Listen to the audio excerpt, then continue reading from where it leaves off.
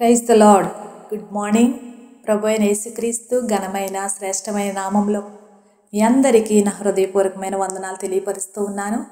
మీరందరూ క్షేమంగా ఉన్నారని, సంతోషంగా ఉండాలని అనుదినము మీ కొరకు ప్రార్థన చేస్తున్నాం. ఒకవేళ మీకు ఏదైనా ప్రార్థన అవసరాలు ఉన్నట్లయితే స్క్రీన్ మీద కనబడుచున్నటువంటి నెంబర్కి తెలియపరచండి. మీకోసం మరికొంత సమయం ప్రార్థన చేయడానికి ఇష్టపడతాం. ఈరోజు మంచి వాగ్దానము, గుడ్ ప్రామిస్ ఏమిటని బైబిల్ గ్రంథంలోంచి మనం చదువుకుందాం. దేవుడు మనకిస్తున్నటువంటి మంచి వాగ్దానము నిర్గమాకాండము 14వ అధ్యాయము 13వ వాక్యాన్ని చదువుకుందాం. అందుకు మోషే, భయపడకుడి, యెహోవా మీకు నేడు కలుగజేయు రక్షణను మీరు ఊరక నిలిచియుండి చూడుడి. మీరు నేడు చూచిన ఐగుప్తీలను ఇక మీదట మరి ఎన్నడూనూ చూడరు. ఆమేన్. ప్రభు ఈరోజు మనతో మాట్లాడుతున్నటువంటి మంచి వాగ్దానం ఏంటనంటే, ఇజ్రాయేలీలకు దేవుడిస్తున్నటువంటి వాగ్దానం. మోషే ద్వారా దేవుడు మాట్లాడుతూ ఉన్నాడు. వాళ్ళు భయపడుతున్నారు. దేనికోసం అని అంటే, వెనుక వస్తున్నటువంటి శత్రువుల గురించి.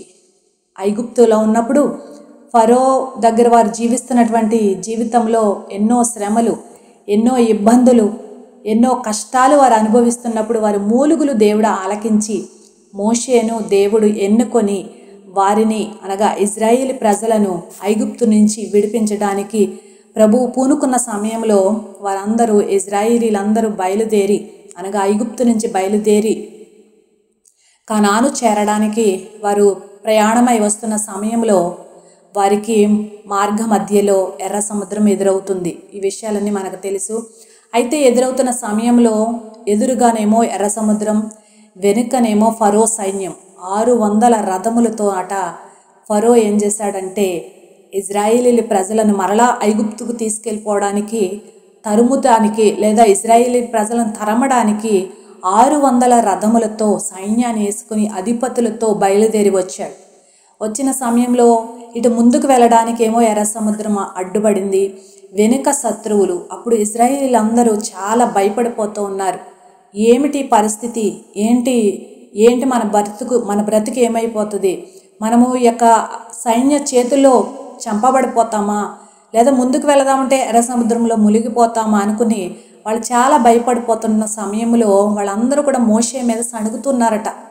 ఎందుకు మమ్మల్ని ఐగుప్తు నుంచి తీసుకొచ్చావు, ఈ అరణ్యములో చంపడానికి మమ్మల్ని తీసుకొచ్చావా అని ఇజ్రాయేలీ ప్రజలందరూ మోషే మీద సణగడం, తిరగబడడం, అన్యాయంగా మాట్లాడడం ఇవన్నీ జరుగుతున్న సమయంలో మోషే మాత్రము దేవుని యొక్క చిత్తంలో ఉన్నాడు గనక, దేవుని మాట విన్నాడు గనక, దేవుడు మాట విన్నటువంటి మోషే ఏమంటున్నాడంటే, భయపడకుడి. ఈరోజు దేవుడు మనతో మాట్లాడుతున్నాడు. మనకి కూడా ఎన్నో భయములు, ఎన్నో శత్రువు తరుమడము, సైతాను శోధనలు, ఇరుగు పొరుగు వారి శోధన, లేకపోతే కుటుంబంలోనే శోధన, ఎన్నో శోధనల చేత నీవు గనక కృంగిపోతున్నట్లయితే దేవుడు నీతో మాట్లాడుతున్నాడు. నువ్వు భయపడవద్దు, నేను నీ పక్షముగా ఉన్నాను, నీకు రక్షణ కలగజేస్తానని దేవుడు మాట్లాడుతున్నాడు. ఆయన రక్షకుడు, రక్షణ కలగజేసే దేవుడు. పండితులు, జ్ఞానం కలిగిన వారు ఇవన్నీ బైబిల్ గ్రంథాన్ని తరిచి చూసినప్పుడు 365 సార్లు భయపడవద్దు అనే మాట పరిశుద్ధాత్మ ద్వారా వ్రాయబడిందట. కాబట్టి అనుదినము ఎన్నో భయాలు మనల్ని కృంగదీస్తున్నాయి. అనుదినము ఎన్నో భయముల చేత మనం భయపడిపోతాం. ఇంకా నాకు తోడు లేదు, లేదా నాకు పరిస్థితి ఇంతేనా, నాకు ధైర్యం చెప్పేవాళ్ళు లేరా అని నీవు కృంగిపోతున్నట్లయితే నీవు శత్రువుకు భయపడవద్దని అలనాడు మోషే ఇజ్రాయేలీ ప్రజలను ధైర్యపరిచినట్లుగా ఈ వాగ్దానం ద్వారా ప్రభు మనల్ని ధైర్యపరుస్తూ ఉన్నాడు. నీ కుటుంబంలో ఈ రోజుల్లో పరీక్షలు రాస్తున్నటువంటి పిల్లలు కూడా భయపడిపోతావు. ఎగ్జామ్స్ ఎలా ఉంటాయి, లేకపోతే పరీక్షల్లో ఏ క్వశ్చన్స్ వస్తాయి, ఏమి రాయాలని చెప్పి భయపడుతూ ఉన్నారేమో.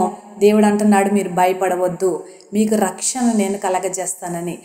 దేవుడే మనకు రక్షణ, దేవుడే మనకు కాపుదల. ఈరోజు రక్షక భటులు, పోలీసు వారు ఎంతమంది ఉన్నా భద్రత లేని దినాల్లో మనం ఉన్నాం.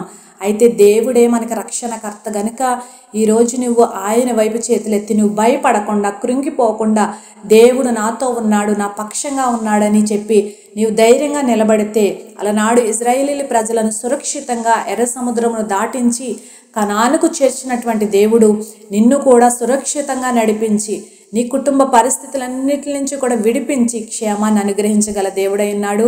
మంచి వాగ్దానం ఏంటి అని అంటే, భయపడవద్దు, మీకు నేను రక్షణ కలగజేస్తానని ఈరోజు దేవుడిస్తున్నటువంటి ఈ వాగ్దానాన్ని స్వీకరిస్తావా? ప్రార్థన చేసుకుందాం. నాతో కలిసి ప్రార్థనలో మీరు కూడా ఏకీభవించండి. ప్రేమగల మా ప్రియా పరలోకపు తండ్రి, నీ ఘనమైన నామానికి స్తుతులు స్తోత్రాలు చెల్లిస్తూ ఉన్నాను. ఉదయకాల సమయంలో ప్రభువా, బిడ్డలందరూ కూడా నాయన అయ్యా ఎంతో భయము చేత ఎన్నో విధాల చేత కృంగిపోతున్నట్లయితే ఈరోజు నువ్వు ఇచ్చినటువంటి వాగ్దానము మోషేలోంచి అయ్యా, మోషే ఇశ్రాయేలు ప్రజలతో మాట్లాడినటువంటి మాట మేము కూడా స్వీకరిస్తున్నామయ్యా. భయపడవద్దు, మీకు రక్షణ కలగజేయవాడు యెహోవాయే అని. అవునయ్యా, నువ్వు మాకు రక్షణ కలగజేయవాడువు, నువ్వు మమ్మల్ని కాపాడే దేవుడు నాయన, నువ్వు మమ్మల్ని రక్షించే దేవుడు ప్రభువా. నువ్వు ఏమాత్రం శిక్షించే దేవుడు కాదేసయ్యా. అయ్యా, నువ్వు నిన్ను నమ్ముకున్న ప్రజలను తప్పకుండా కాపాడి రక్షించే దేవుడు గనక బిడ్డల్లో ఉన్నటువంటి భయము, ఆందోళన, దిగులు యేసు నామంలో ఇప్పుడే తొలగిపోవునుగాక. నీవున్నావనేటువంటి ధైర్యం, నీవున్నావనేటువంటి నా తండ్రి ప్రభు నెమ్మది, నీవున్నావనేటువంటి ఒక నా తండ్రి సంకల్పం వీళ్ళందరికీ దయచేసి కాపాడి నడిపించి మహిమ పొందమని పరీక్షలు రాస్తున్న బిడ్డలకు, అలాగే కుటుంబాల్లో ప్రతి విధమైనటువంటి ఆయా వారికి అందరికీ తోడుగా ఉండి నడిపించమని యేసయ్య నామములో ప్రార్థించి నీ బిడ్డలందరినీ నీ చేతులకు అప్పగించి వేడుకుంటున్నాను పరమ తండ్రి, ఆమేన్. తండ్రి అయిన దేవుని ప్రేమ, కుమారుడైన యేసయ్య కృప, పరిశుద్ధాత్మక సహాయం మనందరికీ తోడుగా ఉండి నడిపించునుగాక.